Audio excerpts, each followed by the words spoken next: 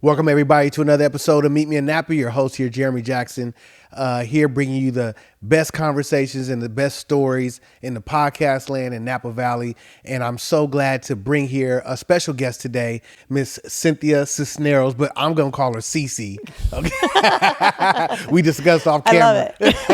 How are you doing today? I'm doing great. Thank you for asking. Thank you for having me. Oh, thank you. Thank you for coming. We've been trying to make this happen for a while now. And matter of fact, when I first reached out, you were just about to launch Kind of More. Yes. And you were super busy. Yes, so you're like, let's push it back. So we're going to discuss a little bit about that. Yeah. But thank you for coming today, Miss Cinthya Cisneros. She is, or Cece, is owner of Cheve and Kind of More here in Napa Valley. Yes. Two thriving restaurants. Wonderful food. Thank you. Even better cocktail drinks. I mean, it's just, I was kind of joking, like the drinks are so good. If you made it into like dive bars, I'd just be there for hours drinking, right? You can still go. Yeah. And just drink. I can still spend the money. So how are you doing today? I'm doing really good. You caught me at a time where like, I think life is like lifing in the most balanced way. And I feel like I'm in my healing era, and you're getting a different side of me. I love it. I love it. Yeah. You're in your healing era. Yes. I see you've been posting you a lot of running and exercising and doing a lot of that stuff. Yes. Why are you, not why, but what led to you this season being your healing era? Like what transpired that you needed to really focus on yourself in that way? It got to the point where so many things were happening, positive and negative, that I felt like I wasn't pouring into myself. Everything was external. Everything was for my business, for my family, for my everything I was doing was for everybody else except me. And I think I hit like rock bottom in my head not too long ago, and in that state of desperation of you can't get out of it unless you have that strength within yourself to get out of it. And for me, the basics, right? Let's feed your soul. What does that look like? Okay, let me find myself a church. Let me go in that route and find my spirituality. Okay, let's nourish your body, right? Like, it's ironic. I have 2 restaurants, but I was barely eating because I was so stressed out about opening the restaurant, right? And it's like, let's take time and just relax and enjoy the food that, your amazing team, your dad, your uncle are cooking up for you. Like, chill out, like enjoy it. Enjoy it. And then the other thing, right? It's fitness.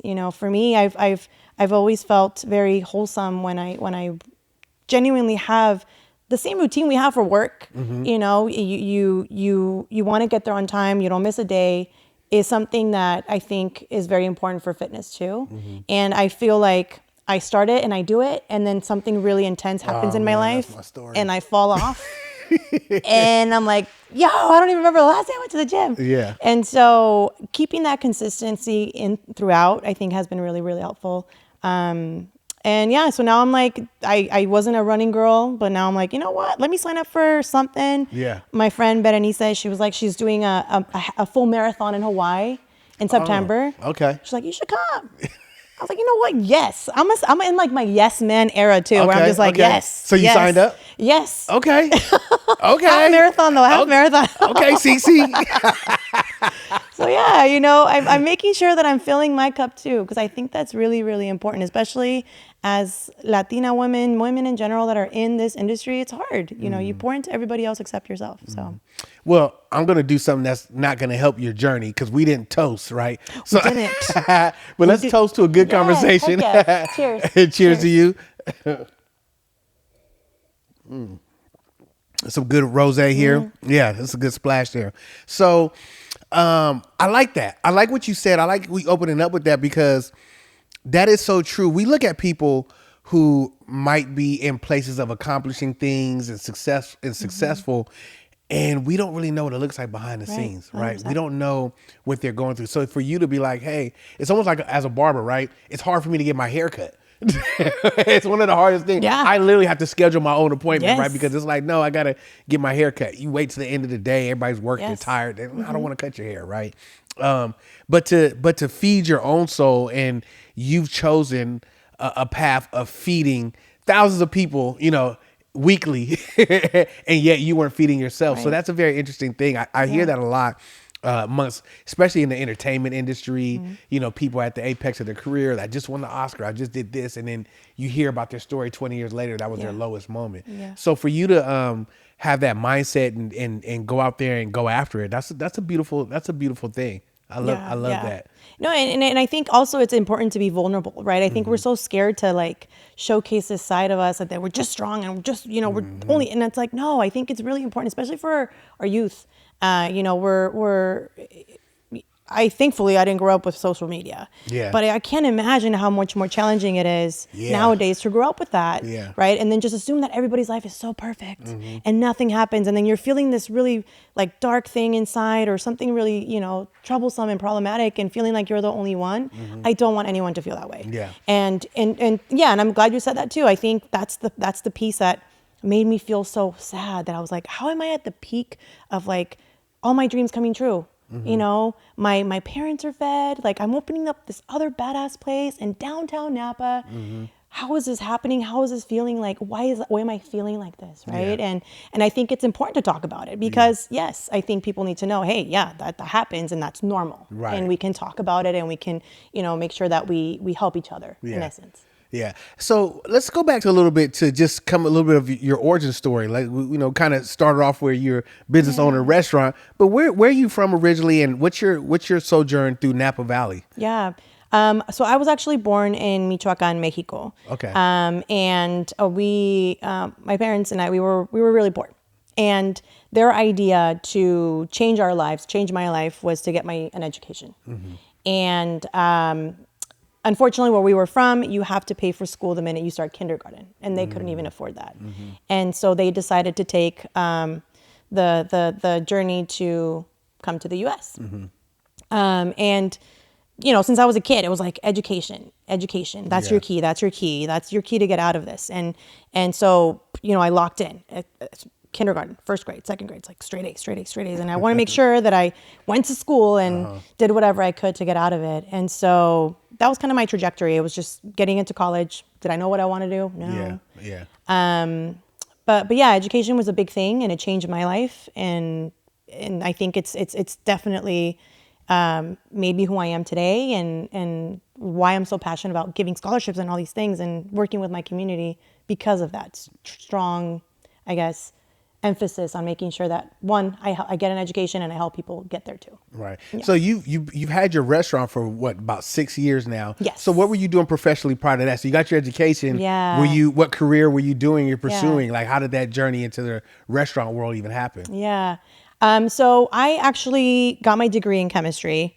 Okay. And you were one of those really smart kids. I'm a big science nerd. I love science. It's what's interesting? I mean, that you didn't go into wine, because I've talked to several, like in interviews, and learned some backgrounds of some winemakers, and a lot of them are in science, biology. Yeah. So it kind of makes sense that it tracks that they, use that type of thinking and framework of thinking, and they went into the wine world. But no. And I, honestly, and it's funny because even though I grew up here, I was exposed to this, that never really like clicked for me, right? Yeah.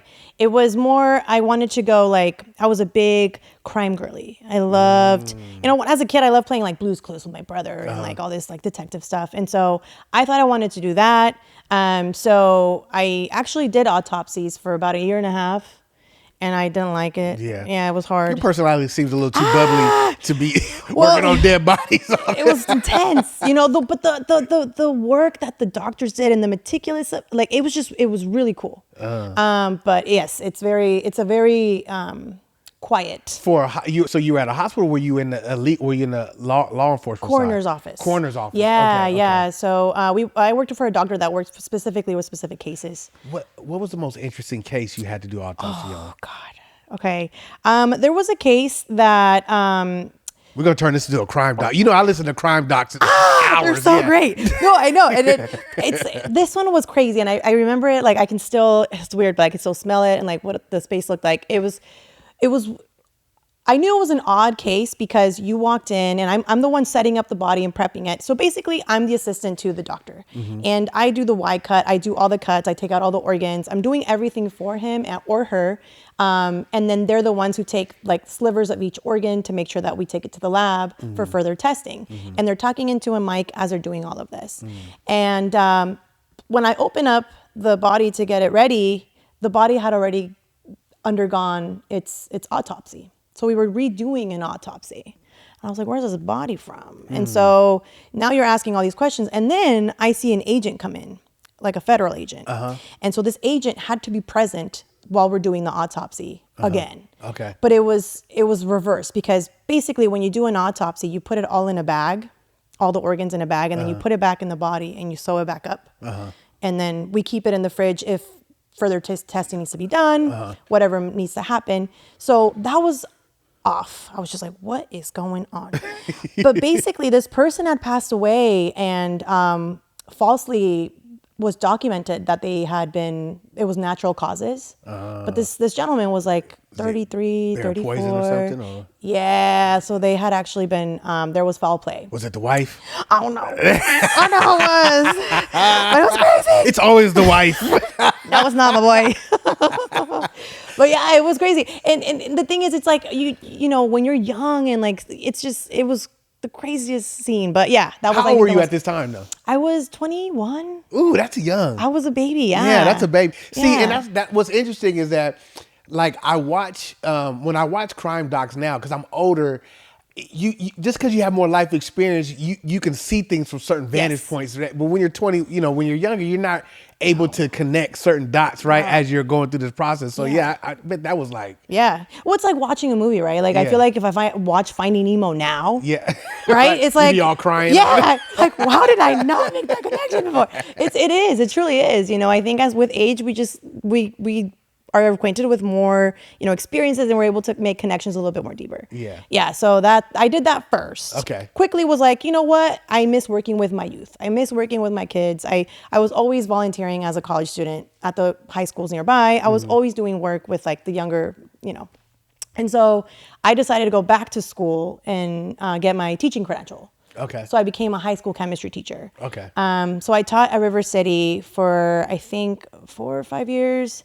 And while I was teaching, that was my first time that I actually had a break.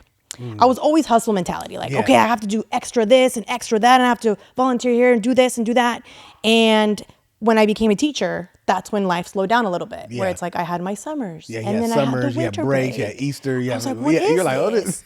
So, single, no kids, no family. I know, I'm like, what's going on? So that's when it was the first break. It was my winter break.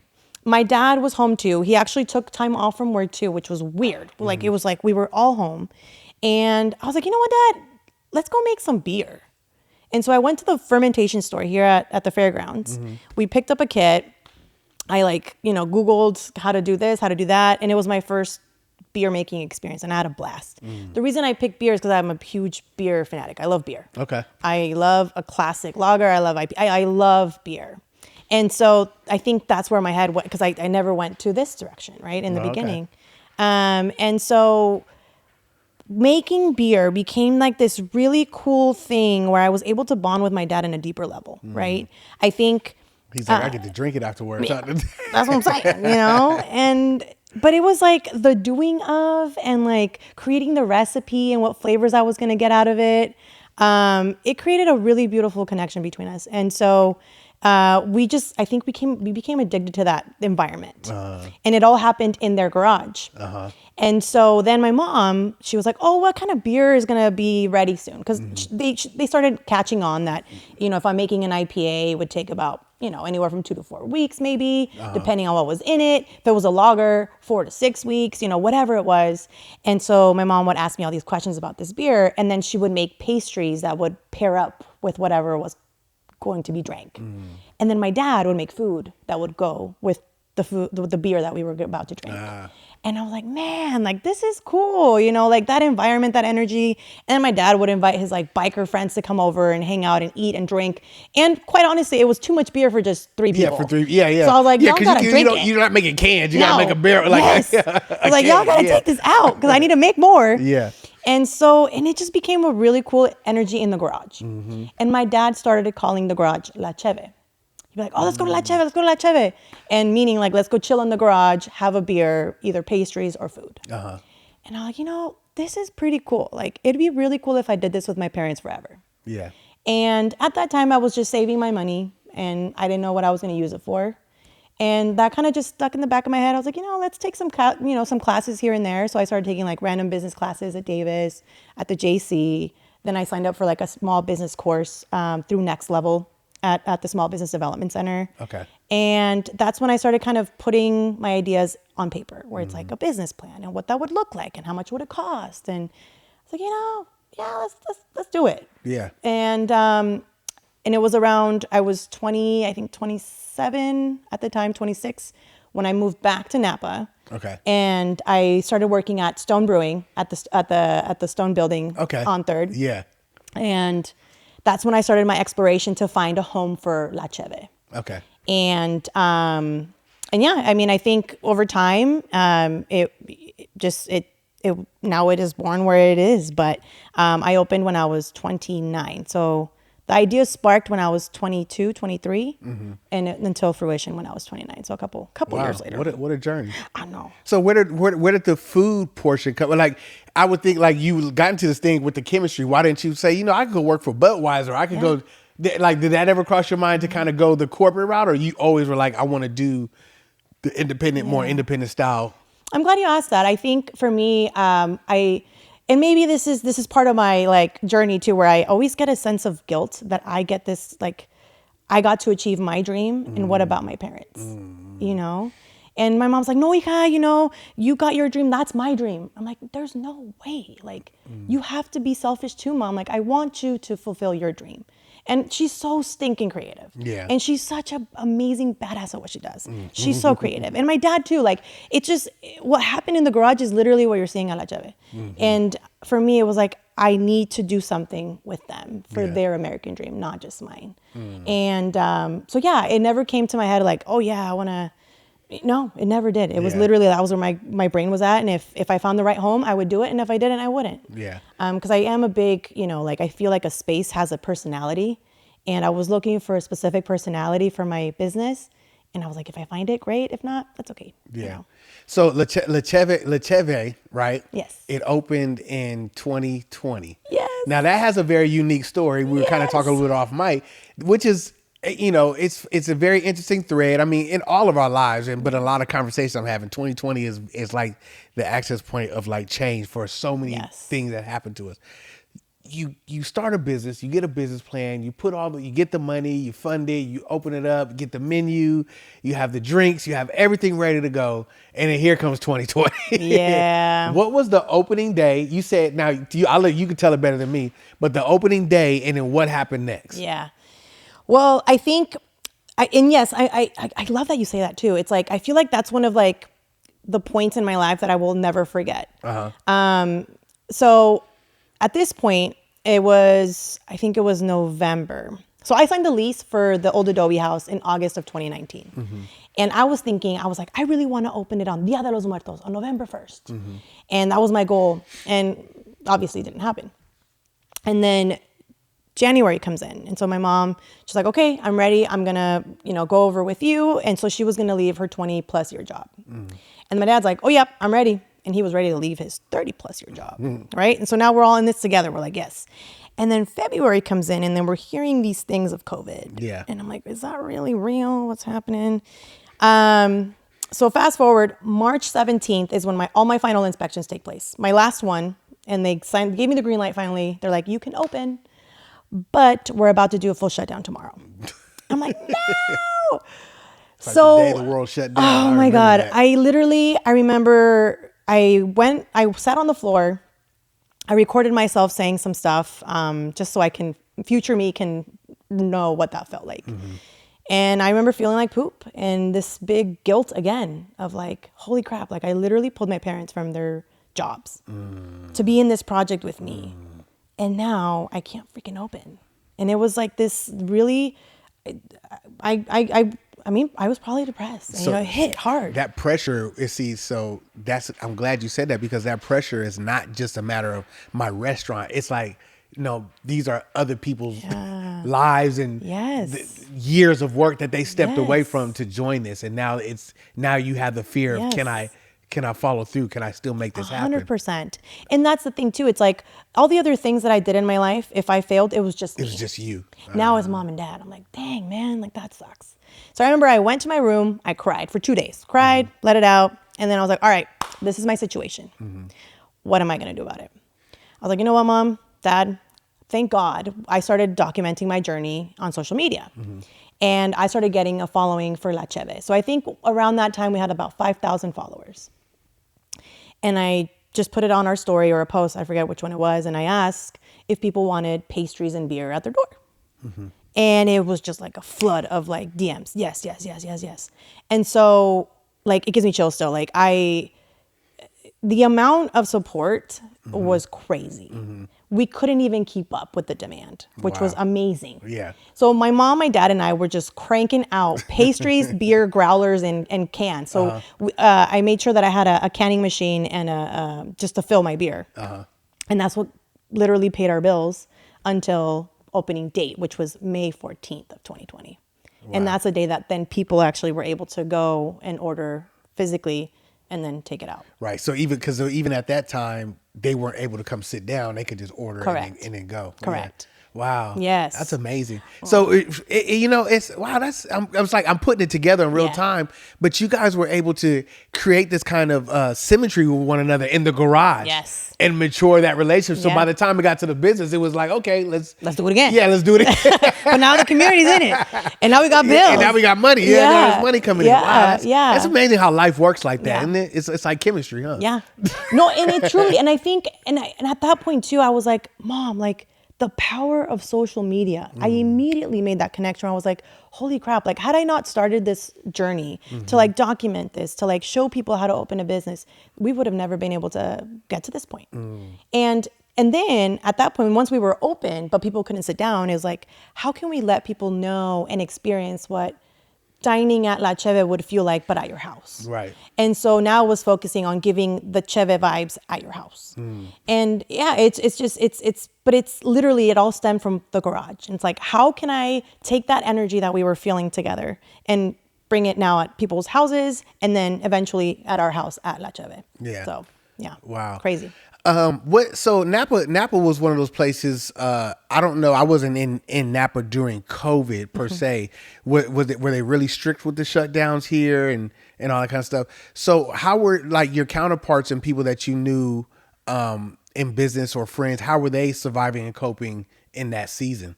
Yeah. Well, that time I feel like I blacked out most of it, to be honest. It was, I remember it would be open and then only a couple tables and then certain distances. And then, if one of your team members got sick, like what you had to do and then shut down and clean. And it was just like this ongoing, like stress that,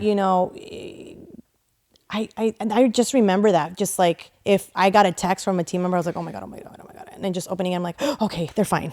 It was just something else. Right. Yeah. And so, I remember I think because I was a new business owner, I didn't want to, get anyone angry. So I was making sure I was hitting all guidelines. Accommodating. Yeah. And if it was a full shutdown, I made sure I closed. And if someone was sick, I made sure I did the right thing that we had to do to make sure that we were safe. And quite honestly, it was because I was really scared. And I don't know if other people did it the same or not, but I was just like my lane, trying to make sure that I paid my people, make sure that bills are paid, and let's get it going. Yeah. Kind of thing. Yeah. Wow, that's amazing.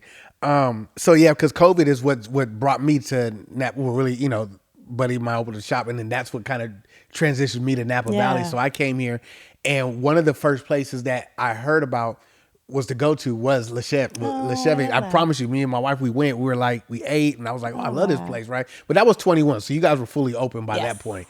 But our first place we went to, which is of course no longer there, is ABC Bakery. Oh, we used to love that place. I used to go there prior to, you know. So I always loved Napa restaurants and places to go eat, and we went several times, but we door dashed it a lot because you have a great DoorDash system too. Yeah, we love it. We love it there. So you have this place. Now you're open fully. You got through the COVID. You're obviously you know you're still there. You're thriving. Every time I drive past and I want to eat, I look at the line and I'm like, okay, that line is so long. It's so long, but that's a good thing, right? That really says a lot of what you know, what the service that you provide there. So now you come up in 5 years later. Is it 5 years later? We're about to turn 6. 6 years. Yeah. Okay, and you opened up another place. I did. Con Amor. Yes. Right. Did I say that right? Con Amor. Yes. Con Amor. Yes. All right. Con Amor means with love. Yes. With love. And with love. And so tell me what led to you making the transition from one place to the second place with the whole different concept. Right. What happened with that? What was the process with that? Take me down that pathway a little bit. Well, I think Cheve will always be like this ongoing thing where I'm always thinking of how to grow, right? How can I make this better? How can I make their experience better? And how can I make sure that my team, you know, feels better and is comfortable and is happy. And so I'm always thinking of how to change things. So over time, our menu has changed. It's gotten bigger. Things have like, you know, how we make them have changed. We've, you know, improved like our equipment, and it's kind of like a mini diner dash, you know, when you're like, you get some money and you're like, okay, let's upgrade the appliances and all that stuff. And so the one thing that always stuck at the back of my head is that I was like, oh my gosh, I have 35 individuals that depend on La Cheve, right? And we don't have anything else. If we have like a rainy month, something happens, you know, whatever may happen, like I don't have anything else to help us out. And so I was like, well, you know, what am I good at? Like, I was like, well, I really like hosting people. I really like bringing people into La Cheve. I was like, should I open another thing like this? I'm like, no, that's crazy. No, don't do it. But it's so cool. Yeah. And I'm like, you know, we need a night spot, you know, let's make sure that they have like this symbiotic personality, but complete opposite. And something where it's an experience and inviting people to our cultura. Yeah. You know, I love that people walk into La Cheve and they're like, I feel like I'm like grandma's house in Mexico. Like, I'm like, yes, I love that. Yeah. And so since I opened La Cheve, I've been huge about making sure that we honor those before us. And we would not be stepping in this particular space had it not been for grandma, grandpa, you know, someone who fought for my rights to be in this space, or maybe my parents fighting to come over to Napa and making sure that they have their rights and all these things, right? And then people who are no longer with us. And one of the first quotes that I wrote on our mimosa flight, which I think we rolled in 2022, was un brindis por aquellos que nos miran y sonríen desde el cielo. Cheers to those that are smiling from up above down to us. And I, in my head immediately, I was like, I need to open a night spot that honors those that came before us, like Dia de los Muertos. Yeah. And so business-wise, it was I needed something else to make sure that we are able to help each other, because that stresses me out, you know, that we all just depend on one pot. And two, the creativity of it. You know, I think that was like the biggest challenge where, you know, I'm going into like a building and how can I give it personality? Yeah. And how can I give it, you know, that, you know, energy and when people walk in that they get a sense of what Dia de los Muertos would feel like. So yeah, it was a combination of those two things that led me into pursuing Con Amor.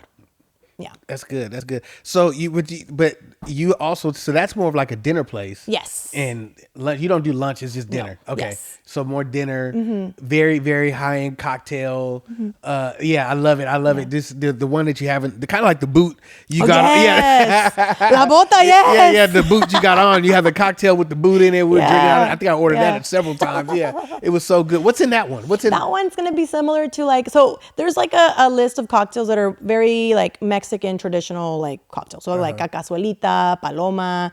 And so that one's going to be very symbiotic if you like palomas, and if you like cazuelitas, that's going to be your jam. Okay. So it's going to be a lot of fresh grapefruit, lime, lemon, tequila based kind of cocktail. So it's like a classic Mexican cocktail. Okay. Yeah. Okay. All right. Yeah. I feel like tequila and lime was just a classic. Yeah. Just what I don't. Yeah. Yeah. It wasn't really till I really moved out here that I started to get into the different varietals of tequila and stuff like that. I just thought tequila was all. I never even thought about it. Oh, yeah. And then it was like, oh, there's all these different varietals of the tequila, and so yeah. So you have these 2 restaurants now, and you're doing well.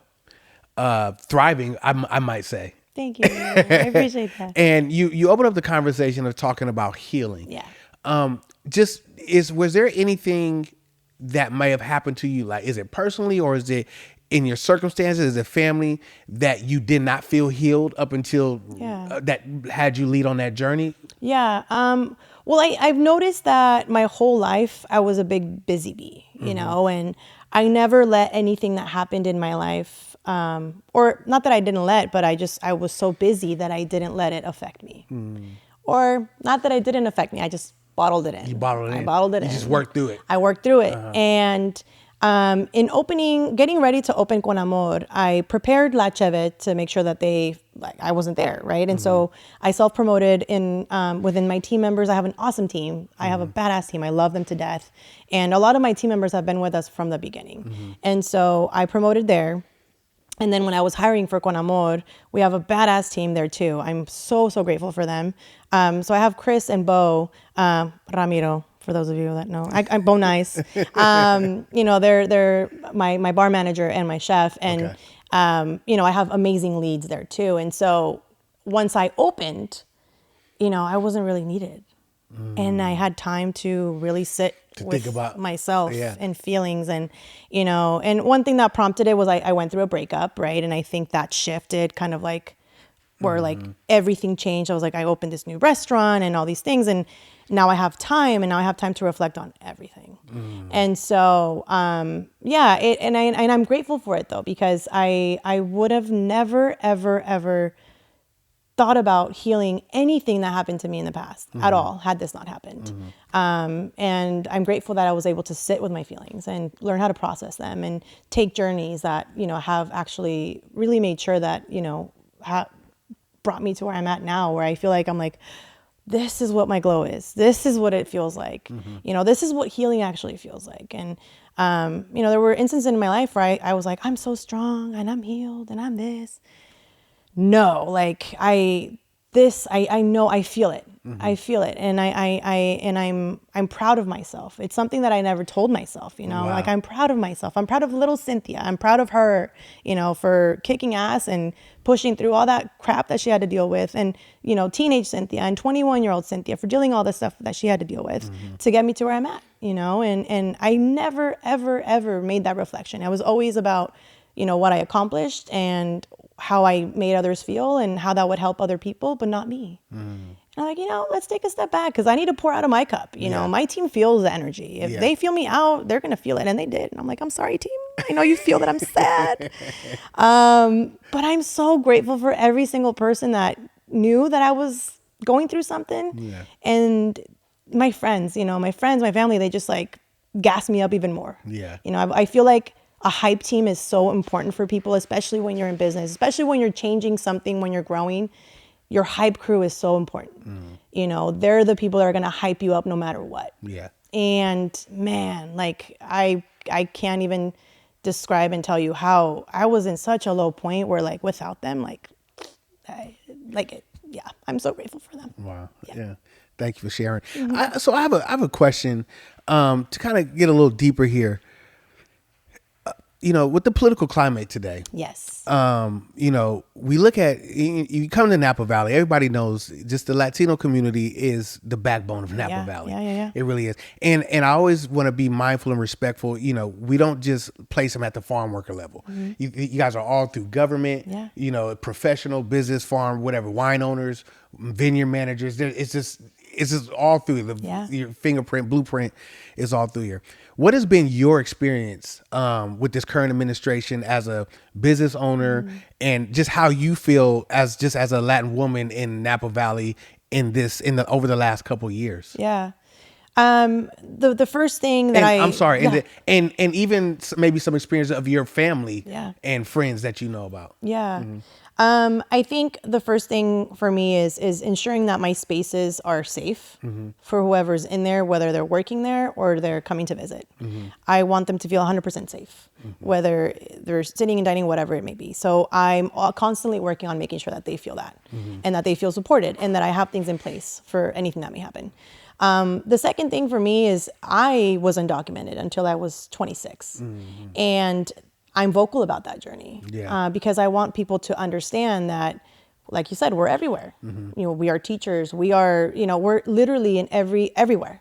And it breaks my heart that, so many of us are out there and, either with the DREAM Act, with no DREAM Act, whatever it may be. And the amount of talent that is slowly getting hidden because we are getting scared again to showcase our talent, to showcase what we can do, to support our communities, whether we're doctor, whatever we may be. There's so many of us out there. And I think that my duty is to speak my story and talk about my story because it's like, there's so many other Cynthias out there too. And that could create spaces like this, that could help their communities, that could help organizations. And it breaks my heart that we're going back to that, space where we're scared. Yeah. And I feel it and I see it, and thank God my restaurants are busy, but I can tell that the restaurant, La Cheve, for example, it's gone down from last year. And you see it and you feel it and it's heartbreaking. Yeah. It's like it's in an atmosphere. Yeah. But, I go to work and I'm like, okay, they came here. They want to have a good time.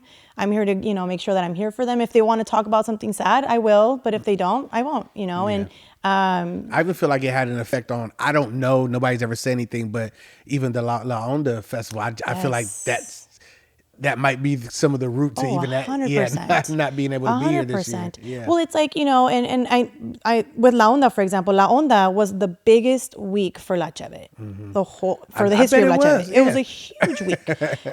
We had people waiting for 3 hours. It was the biggest week. And yes, I think, because of the whole visa thing, and how artists aren't able to get visas and they're not able to come out here. And so I'm sure behind the scenes, La Onda was probably struggling to get, solid artists and who they needed to and everything. And so, yes, it's all intertwined. Yeah. And so unfortunately, yes, I do think that definitely has something to do with that, with the political climate, 100%. Yeah. I just hate that. I hate that, there people could say that whenever somebody comes, you got to be the best to come here when there's a lot of people who aren't the best in whoever is the ruling class, right? Yeah. And so I just want to make sure that I just wanted to touch on that a little bit. So how are your mom and dad doing now that you I didn't know that story, but you talked about from the garage and then the fear of COVID, and now you're on your second restaurant. How are they feeling? What are they doing? Are they is Pop's vacation? Are they what are they doing now? They having I'm fun? trying to force them into their healing journey. Yeah. Like, y'all need to go travel. They're old school. They're old school. That's probably not going to. No, they work through it. That's what they do. I know. And I genuinely, I'm like, Mom and Dad, it would make me the happiest person if you guys literally take a vacation. Yeah. I literally have had this conversation so many times. It's like, it's, and I'm telling them, it's such a beautiful thing to see the restaurant like that. And I know I see it in my mom and my dad that they love that. They love that people talk about their plates. They talk about the pastries. They love that. They talk about their daughter. And I think about it, I'm like, yeah, dang, like that'd be freaking tight. It brings joy. It brings joy. Yeah. And so for them, it's hard not to talk about La Cheve con Amor, and I even told them, I was like, if I'm going to go to your house, I don't want to talk about La Cheve con Amor. But it's like, it's hard because it's such a joy for us, it's changed our life forever. I used to sleep on the floor till I was 16. And now, now we are at the oldest building in freaking Napa. Like it's a big change for all of us. And so they're happy. They're so proud. Yeah. But I'm pushing them. Like, y'all need to get to traveling. I want y'all to go to Greece or something, or somewhere like out of your comfort zone. Yeah. So that's my goal now. Oh, okay. Yeah, get them to travel. So what's new? What's on the horizons? I mean, I know we're only about not even a whole year in yet, huh? Yeah. No. But I mean, so what do you feel? Because you seem like a person where you just knock down dominoes. You're like, this okay, okay, and so, and I mean, I'm just gaining that from you in the first 30, 40 minutes. So you know what I mean? So I know people who know you, you know yourself. Yeah. But what do you feel could potentially be next on the horizon for Cece? Well, I think I'm doing the same thing at Con Amor that I did and continue to do with La Cheve, where it's like, okay, what can we add? What can we change? What can we growing, right? And so we're doing that, and I love that we're doing that. I'm really heavily focusing on my team. I'm implementing, and this is probably news to them too, I'm implementing a 401k.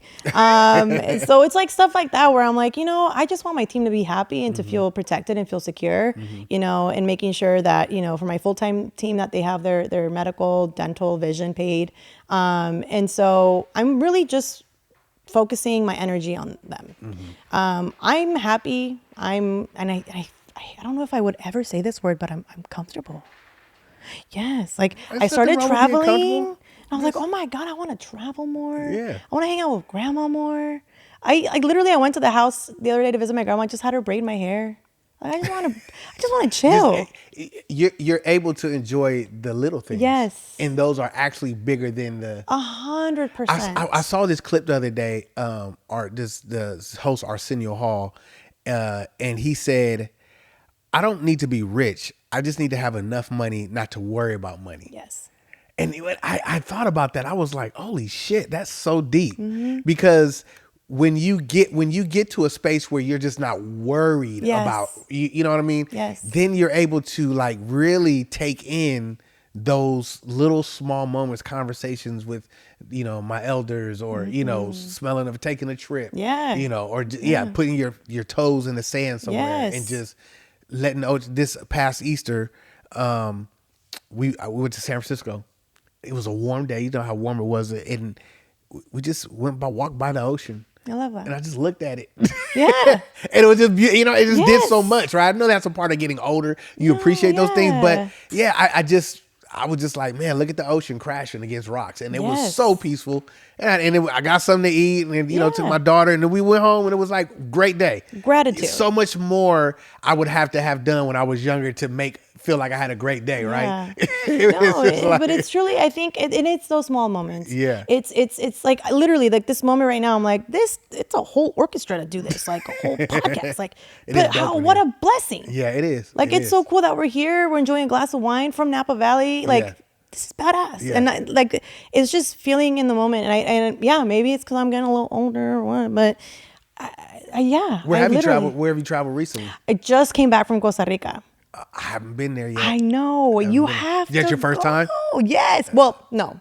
I went, for the first time I went when I was a high school teacher, and I took some of my senior girlies. Okay. But I was stressed. I was just trying to make sure that they were okay. They were okay, yeah. So I didn't get to enjoy Costa Rica. You're watching over somebody else's kids. Yeah, I was like, no. So I don't count it. Yeah. Even though I had a blast with them, and they're beautiful, and they're probably seeing, and they're like, Missy. But no, I loved it. But this was the first time where I went for myself, by myself. And it was a beautiful journey, and I will always and forever remember that. And tomorrow, your girl's going to Mexico. Okay. Yeah. Okay. So I'm going to a friend's wedding, and I'm taking the time, whereas before, I was in hustle mode, and it's because, like you said, I had to pay my bills. I had so many things that I had to take care of, and now I'm like, okay, bills are paid, my team's getting paid. The things are running by themselves. Like, let me take some time. I need it right now. I need to really take care of myself. Like, let's enjoy the thing. So that's, I think, the next step. Just your girl taking care of yourself. Just taking care of yourself, huh? Run. I need to come join you on that run. I used to be a runner. Yeah. I don't really do too much though. I'm a little bit older than you. No. The runner app is like solid. It like gets you there. It's so, I'm like, yeah, the app is great. Yes. I got to do the running though. Oh, no, boy. You got to do it. That's the hard part. I got to do the running. Yeah, if the app did burnt the calories. That's what we need to put some patches on and let it just take the calories Run off. by itself. Yeah. I love it. Well, Cece, is there anything else that you want to talk about? You want to tell the viewers? If you have any, I mean, whatever. The floor is yours. If not, I thank you for coming. Yeah. I'm so glad to talk to you. I do want to put a big emphasis on this. I do want to make sure people know that, when they dine at La Cheve or Con Amor, I love that they have two now. La Cheve and Con Amor, we have ongoing scholarships that we give to our youth locally. Some that go to minority students that are first generation college students, some that are going to Latinas who are first generation college students, and some that are going to undocumented students that are first generation college students. Okay. And so I want them to know that, because I think that's special, and I think that brings a different identity when you come and eat your food. Yeah. And every month we host a different event at La Cheve or Con Amor that we donate to a different organization locally. Okay. So we'll either donate to news, all these organizations that either have impacted us personally within, me or my team. And so yeah, I think that's another special piece to dining at those places, is just, you have a deeper connection to now that it's supporting, our community and our youth. Yeah. I love that. That was it. Yeah. That's dope. Thank you. I appreciate you. Yeah. Well, thank you for coming on. Thank you for being such a valuable member here to the Valley. I appreciate it. This podcast would not be what it is if people like you did not come here and sit down and talk to me. And so I'm grateful for that, and I'm thankful for that. And I want the next drink that I come to be out of that boot. Yeah. Un paso al más allá. Yeah. Yes. Say it again. What is It's called Un paso al más allá. Un paso, un más allá? Yes. Okay. So every cocktail, there's an ode to that cocktail. Okay. And so that one's giving a note of those that have already passed. Okay. Yes. Yes. I love it. I love Yes. it. Well, it kind of, the theme there, what's the movie, the Pixar movie, the one? Coco. Yes. That's one of my favorite ones. Yes. So yeah, because you guys, there's a lot of celebration of the Yes. past and the dead and all that stuff Yes. in the culture. Yeah. Very much. Yeah. So yeah, I love that. I love Yeah. that. Yeah. So anyways, well, thank you guys for watching. Miss Cece, Cinthia. Go to La Cheve and go to Con Amor. If you're in Napa Valley, you're going to get some great food. Tell them Meet Me in Napa sent you. All right. Peace. Appreciate that. Thank you.